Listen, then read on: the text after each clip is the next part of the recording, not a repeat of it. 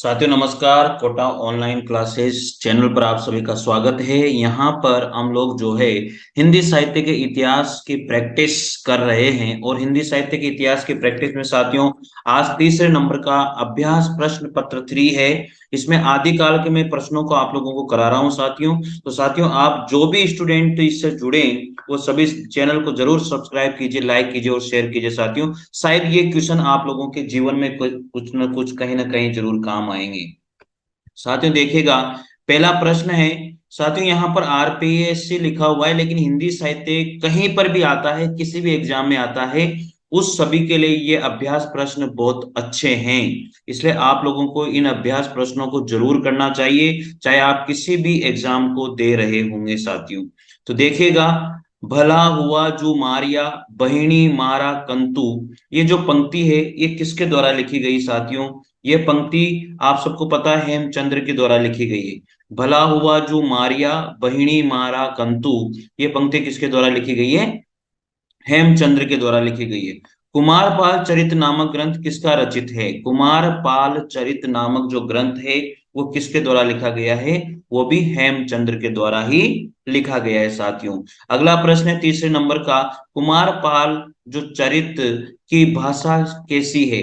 कुमारपाल चरित की भाषा कैसी है? तो ये भाषा इसकी जो रही है वो प्राकृत भाषा रही है साथियों। अच्छा, इंपोर्टेंट क्वेश्चन बन जाता है तीसरे नंबर का।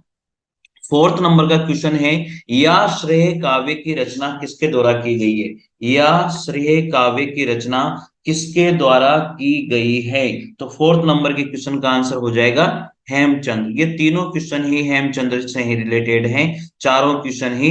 तो ठीक है साथियों, ये अच्छे से आप लोग याद रखिएगा। कुमार परल कुमार पाल है ये, ठीक है। कुमार पाल प्रतिबोध गद्य पद्यमय प्राकृत काव्य किसके द्वारा लिखा गया है? कुमारपाल प्रतिबोध गद्य पद्य प्राकृत काव्य, कुमारपाल जो प्रतिबोध है वो प्राकृत काव्य है, वो किसके द्वारा लिखा गया है? पांचवें क्वेश्चन का आंसर हो जाएगा सोम प्रभ सूरी के द्वारा। सोम प्रभ सूरी के द्वारा।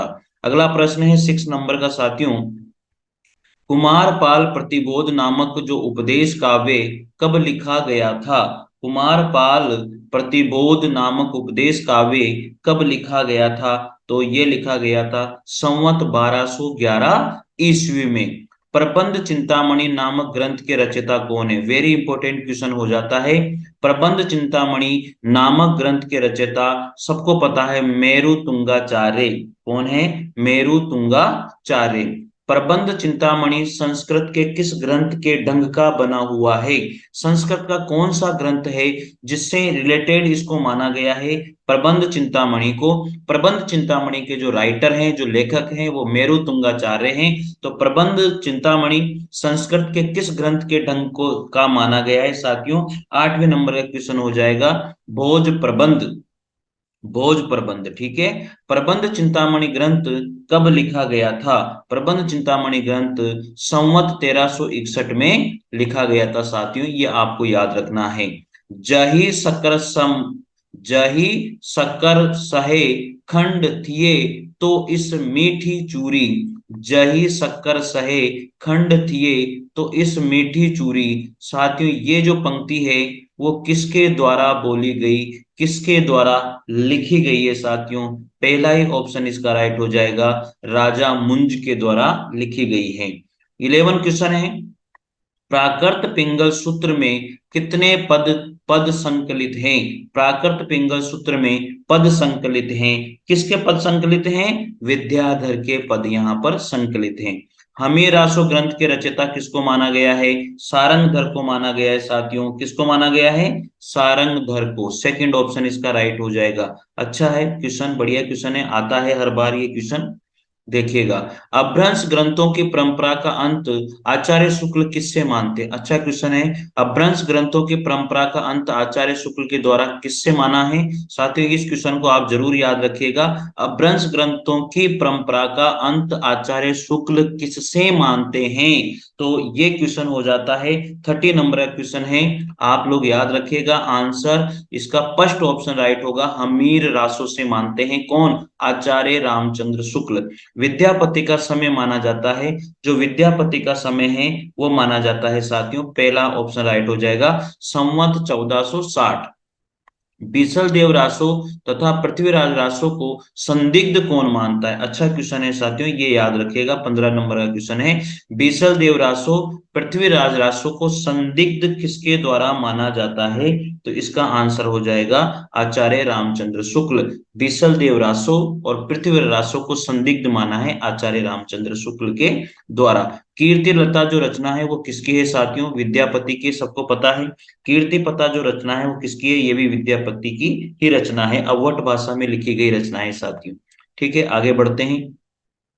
आचार्य शुक्ल ने किस प्रकार के काव्यों के आधार पर आदिकाल को वीर गाथा काल कहा है साथियों? सबको पता है अपभ्रंश भाषा काव्यों के आधार पर कहा है, 18 नंबर का क्वेश्चन है। लेकिन यहाँ पर ऑप्शन में देश भाषा भी दिया हुआ है, तो 18 नंबर के क्वेश्चन का आंसर हो जाएगा देश भाषा काव्य। अपभ्रंश काल में जैन नाथ सिद्ध कवियों की रचनाओं को साहित्य कौन नहीं मानता? वेरी वेरी इंपोर्टेंट क्वेश्चन है, 18वां और 19वें नंबर का। अपभ्रंश काल में जैन नाथ सिद्ध कवियों की रचनाओं को साहित्य नहीं मानते हैं। कौन नहीं मानता? सबको पता होना चाहिए, आचार्य रामचंद्र शुक्ल नहीं मानते हैं, तो ये ऑप्शन आपका फोर्थ राइट हो जाएगा। वैष्णव मतावलंबी साहित्य कब मिलता है? वैष्णव मतावलंबी साहित्य कब मिलता है या कहाँ मिलता है साथियों? यहाँ कम नहीं है, कहाँ मिलता है? तो वैष्णव मतावलंबी जो साहित्य है वो कहाँ पर प्राप्त होता है साथियों? वो होता है हमें आदिकाल में, क्योंकि आदिकाल की प्रैक्टिस कर रहे हैं, तो ये बहुत बढ़िया क्वेश्चन है। अगला है, तांत्रिक साधना की प्रधानता किनमें देखी गई है? नाथों में देखी गई है, सबसे अच्छा क्वेश्चन है। तांत्रिक साधना की प्रधानता कहाँ पर देखी गई है? नाथों में देखी जाती है साथियों। आगे बढ़ते हैं। सहज जीवन पर बल देते हैं, सहज जीवन पर बल देते हैं, सबको पता होना चाहिए, 22 नंबर का क्वेश्चन है। देखो, तांत्रिक साधना की प्रधानता कहाँ पर मिलती है? ये साथियों 21 नंबर का क्वेश्चन है, तो आप सबको पता होना चाहिए। वैसे नाथों में है, लेकिन आप वज्रयान को भी याद रखिएगा, ठीक है। सहज यान पर बल देते हैं, सहज यान पर बल किसके द्वारा दिया जाता है साथियों? सहज यान पर बल देते हैं, सहज यान ही देते हैं, सहज जीवन पर बल देते हैं। यहाँ पर सहज जीवन है, सहज यान नहीं है, तो सहज जीवन पर बल देने वाले सहज यान संप्रदाय। जोही जोही पिंडे सोही ब्रह्मांडे, जोही जोही पिंडे सोही ब्रह्मांडे, ये सिद्धांत किसके द्वारा दिया गया है? नाथों के द्वारा दिया गया है। किसके द्वारा दिया गया है? नाथों के द्वारा दिया गया है। अवधूत मत, अवधूत संप्रदाय, वेरी वेरी इंपॉर्टेंट क्वेश्चन। अवधूत मत, अवधूत संप्रदाय कहा जाता है, किसको कहा जाता है? 24 नंबर का क्वेश्चन का आंसर हो जाएगा नाथों को। किसको कहा जाता है? नाथों को, याद रखिएगा, अच्छा क्वेश्चन है। अवधूत मत या अवधूत संप्रदाय कहा जाता है नाथों को। आदिकाल में प्रमाणिक साहित्य किसका है? जो आदिकाल में प्रमाणिक साहित्य है वो किसका है साथियों? जैन साहित्य को प्रमाणिक माना जाता है, याद रखिएगा। फाग अथवा चरित अथवा आचार काव्य लिखे गए थे। फाग, चरित और आचार जो काव्य है वो लिखे गए थे साथियों, सबको पता है, जैनों के द्वारा लिखे गए थे। आगे बढ़ते हैं। पुरुष परीक्षा किसकी संस्कृत में रचित रचना है? पुरुष परीक्षा संस्कृत में लिखी गई है, ये किसकी रचना है? विद्यापति की जी की रचना है। कीर्तिलता, कीर्ति पताका, पुरुष परीक्षा, अवट बहना। तो कीर्ति पता की जो भाषा है सबको पता है, मैंने बता दिया था, कीर्ति पता की भाषा अवट भाषा है, ठीक है। पहुम चरिव किसकी रचना है? पहुम चरिव, बहुत अच्छा प्रश्न है, 29 नंबर का क्वेश्चन है, ये क्वेश्चन अनेक बार पूछा गया है। पहुम चरिव जो है स्वयंभू की रचना है। रीठनेव चरिव के रचयिता कौन है? 30 नंबर का क्वेश्चन है। रीठनेव चरित चरिव, रीठनेव चरिव, ये भी स्वयंभू की है। पहुम चरिव, रीठनेव चरिव, ये स्वयंभू की रचना है। कीर्तिलता, कीर्ति पताका अवट भाषा में लिखी गई विद्यापति जी की रचना है। पुरुष परीक्षा भी विद्यापति जी की रचना है। 64 महापुरुषों की कथा किस रचना में लिखी गई थी? 64 महापुरुषों की कथा किस रचना में लिखी गई है साथियों? महापुराण में। 64 महापुरुषों की तो महापुराण, इस तरह से याद रख लीजिएगा। अब बताइए महापुराण के जो रचयिता है वो कौन है? महापुराण के रचयिता कौन है? पुष्पदंत। महापुराण के रचयिता कौन है? पुष्पदंत। भू परिक्रमा रचना के रचयिता किसको माना गया है? भू परिक्रमा रचना के रचयिता माना गया है विद्यापति को माना जाता है। किरान उस सादेन किसकी रचना है? किरान उस सादेन किसकी रचना है? अमीर खुसरो की रचना है। ये रचना बहुत ही अनेक बार पूछी गई है, ये मिलती नहीं है। किरान उस सादेन किसकी रचना है? अमीर खुसरो की है। खालिक बारी ये रचना किसकी है?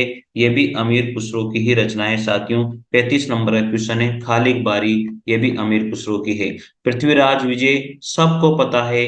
जयानक किसको पता नहीं है भैया बताओ? सेकंड नंबर का प्रश्न है जयानक भट्ट, यानी कि 36 नंबर क्वेश्चन का आंसर जयानक भट्ट हो जाएगा। नरपति नाल की कौन सी रचना है? 37 नंबर के क्वेश्चन का आंसर आप लोग दोगे? बताइए, कमेंट करके बताइएगा कि नरपति नाल की कौन सी रचना है।